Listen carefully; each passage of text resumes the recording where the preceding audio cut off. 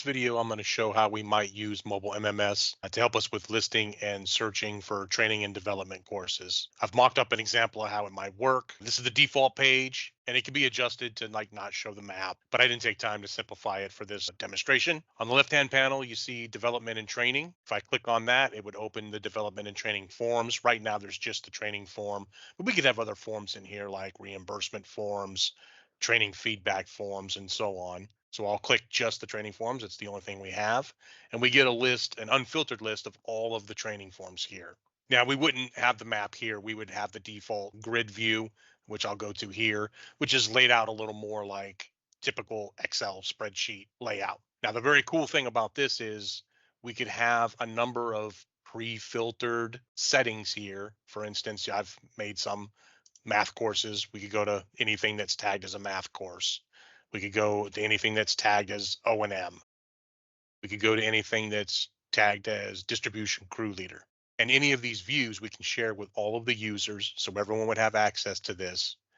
And they could go to this manage grid views, and they could set up what they want as their default view.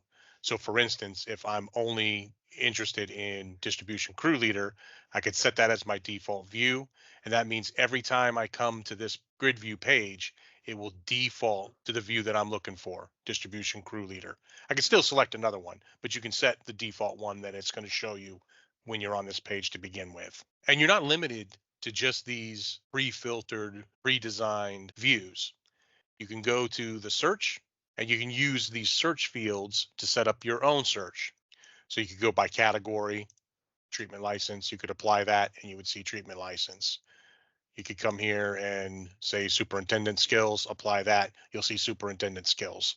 So you don't have to be limited by the things that we have already put in as your preset filters. You could come in here and look for O&M superintendent. Maybe I'm interested in becoming an O&M superintendent.